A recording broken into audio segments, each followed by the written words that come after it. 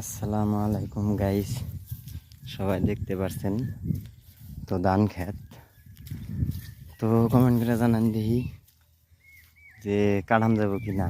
তো ফার্স্টে যাই হোক কইছিলাম সবাইরে কমেন্ট করে কি সার দেওয়া লাগবো।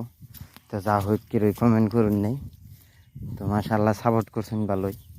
তো এখন দেখেন ধান গুনে পাইকে গেছে গা মাশাআল্লাহ, আল্লাহর রহমতে। তো বৃষ্টির বতরও খুব খারাপ, দেখতে পারতেছেন। কাছে নিয়ে গেছিলাম খেতে, অল্প কয়দিন টাইম লাগবো, 2-3 দিন। তো যা হোক কমেন্ট করে জানান যে কীরকম টাইম লাগবো একটা এই যে দেখেন এরকম সব ধান হয়েছে। তো আমরা ক্ষেত খেলা কাবারি গুনে খুব ভাল লাগে।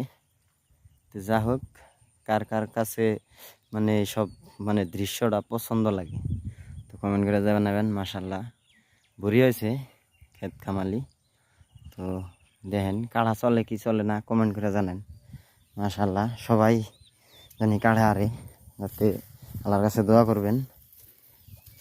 আমি যা হোক ভিডিও মেলা দিন পরে পরে তো করতে আসি, মানে টাইম পাই না, এই হিসাবে মানে কাম করি। তো তো সেই ক্ষেত্রে আমি করে আন না, মানে ভিডিওর মধ্যে টাইম দিয়ে না।